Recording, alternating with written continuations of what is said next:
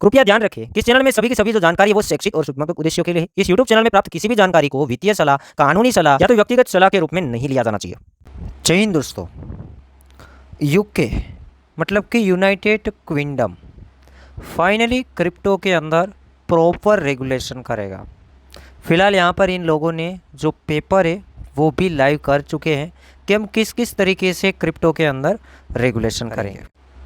UK country है, उसने crypto के अंदर काफ़ी सारी जो चीज़ें हैं उसको ध्यान में लिया है, उसके बाद पेपर है वो रेडी किया है। इस साल की शुरुआत के अंदर 2023 के अंदर यूके गवर्नमेंट ने कंसल्टेशन जो पेपर हैं वो इश्यू किए थे, तो उसके अंदर काफ़ी अच्छा खासा उसको रिस्पॉन्स मिला है। क्रिप्टो रिलेटेड ये जो कंसल्टेशन पेपर हैं वो पब्लिश किए थे और उसमें अच्छा खासा इसे रिस्पॉन्स मिला, इसलिए अब फाइनली यूके का जो प्लानिंग है क्रिप्टो इंडस्ट्री को कम्प्लीटली रेगुलेट करना।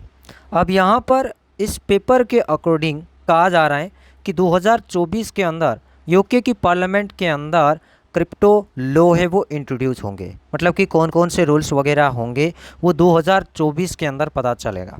ये पेपर के अंदर एक फ़ाइल है, 94 पेज का फाइल है। मैं पूरा यहाँ पे पढ़ के नहीं दिखा रहा हूँ, बेसिकली बता रहा हूँ कि इसके अंदर क्या क्या चीज़ें उन लोगों ने ध्यान में ली है। इन लोगों ने यहाँ पर इस पेपर के अंदर एक एक चीज़ों को ध्यान में लिया है।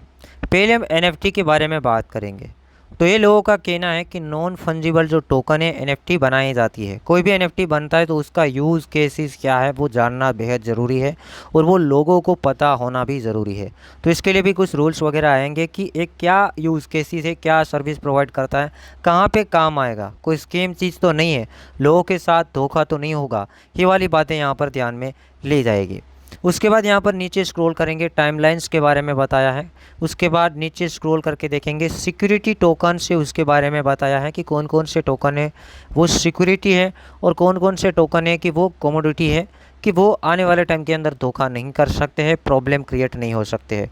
टोकन के स्कोप के बारे में यहाँ पर लिखा हुआ है।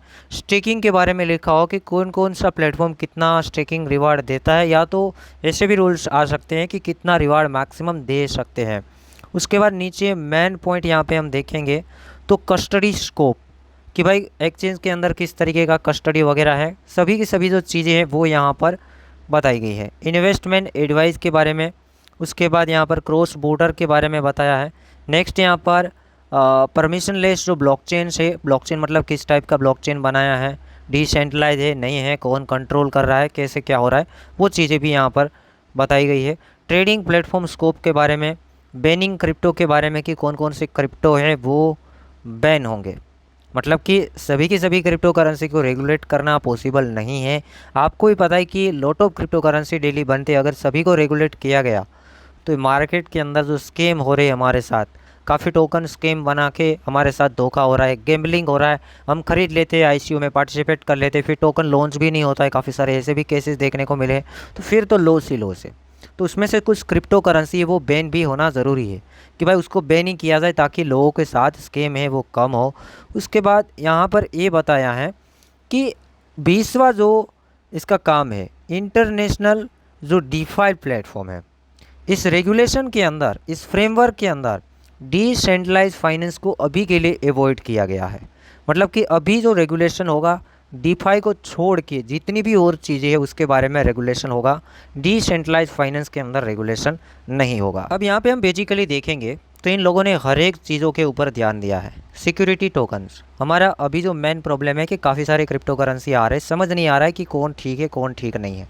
यूके के रेगुलेशन के बाद वहाँ पर काफ़ी सारी क्लैरिटी मिलेगी।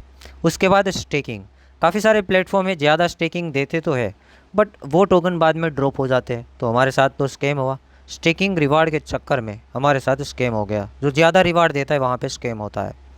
यहाँ पर इन लोगों ने FTX को भी ध्यान में लिया है। FTX का जो केस है वो ध्यान में लिया है और आने वाले टाइम के अंदर FTX जैसा कोई और एक्सचेंज का हाल ना हो, ऐसे वो लोग रेगुलेट करेंगे, देखेंगे कि कौन से एक्सचेंज में क्या चल रहा है, सभी की सभी चीज़ें हैं बिल्कुल चेक करेंगे। उसके बाद नेक्स्ट इन लोगों ने ये भी ध्यान में लिया हुआ है कि यूज़र्स का डाटा पहले तो एक्सचेंज के पास होना ज़रूरी है। कि कितने लोग इसमें अकाउंट बना रहे हैं, कितना फंड्स इधर उधर कर रहे हैं, वो चीज़ें ध्यान में लेंगे। क्रिप्टो एक्सचेंज को पूरा का पूरा जो है वो यूज़र्स का डाटा रखना इंपॉर्टेंट रहेगा।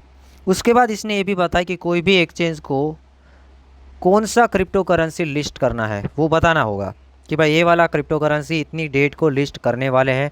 फिर इसमें कुछ ऐसे एजेंसीज हो सकती है कि वो टोकन के बारे में फिर जांच करें, और वो एजेंसी अगर हाँ बोलती है तो ही लिस्ट किया जाए, वरना वो टोकन को लिस्ट नहीं किया जाए। अभी डायरेक्टली लिस्ट हो रहा है, वैसे फिर लिस्ट नहीं होगा कोई भी एक्सचेंजों के अंदर। फिलहाल यूके की बात है, पूरे वर्ल्ड की बात नहीं, यूके की बात यहाँ पे हो रही है कि कोई भी टोकन को लिस्ट भी करना है तो उसको बताना होगा। कोई नए एसेट को लिस्ट करने जा रहे हैं, कब करने जा रहे हैं, वो चीज़ें गवर्नमेंट को प्रोवाइड करनी पड़ेगी, फिर वो लोग चेक करेंगे। तो अब तो ये हो गया ना, इसको देखेंगे तो लगता है कि स्टॉक मार्केट जैसा लग रहा है।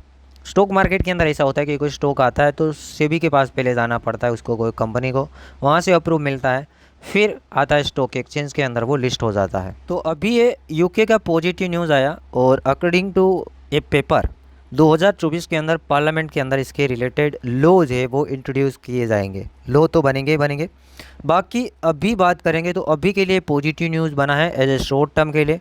दूसरी बात बनी है, कुछ मैं ट्रांजैक्शन देख रहा था, मैं बिटकॉइन के लिए बता देता हूँ। बिटकॉइन के लिए पॉजिटिव न्यूज़ बना है यूके की तरफ से। दूसरी बात, कुछ ट्रांजैक्शन अब भी हुए हैं, अब भी मैं देख रहा था कि प्राइवेट वॉलेट से बाइनेंस के अंदर 4 बड़े बड़े ट्रांजैक्शन हुए हैं। यूएसडीटी डिपॉजिट हुआ है बाइनेंस के अंदर, चारों के चार जो ट्रांजैक्शन है $8 करोड़ प्लस के ट्रांजैक्शन हुए हैं। मतलब कि काफ़ी बड़े यूएसडीटी है बाइनेंस के अंदर आए हैं। तो बाइनेंस के अंदर एक छोटा जंप, मतलब कि अपने रेजिस्टेंस के आसपास ये मार्केट अगेन आने की पॉसिबिलिटी बनेगी। अब मैं ट्रांजैक्शन इन ए जो भी न्यूज़ आया उसके रिलेटेड एनालिसिस कर देता हूँ, जो कि सेम टू सेम एनालिसिस है। यहाँ पे एक करेक्शन आया, मार्केट अभी चल रही थी 34,800। जैसे अपना एक प्रीवियस वीडियो था 34,900 के आसपास से ट्रेड बिल्ड करना था। अगर किसी भी लोगों ने बिल्ड किया है तो एक बार प्रॉफिट बुक कर सकते, 500-600 ऐसे देखें तो $800-900 का गिरावट आया था, बट यहाँ पे प्रॉफिट बुक कर सकते हैं। ये न्यूज़ देखने के बाद आप प्रॉपरली देखिए, ये मत देखना कि रेड कैंडल बना तो सागर भाई ने बताया था पार्ट वाइज शॉर्ट, अब यहाँ तो बना नहीं पाए, अब यहाँ बना देते, ऐसा मत करना। अगेन जब तक एएसएल नहीं उड़ते हैं तब तक मार्केट में भी नहीं गिर पाएगी, पहले एएसएल उड़ेंगे। हमें बिल्ड तो शॉर्ट ही करना है। यहाँ पर शॉर्ट कैसे बिल्ड करना है, अगेन मार्केट में वेट कीजिए।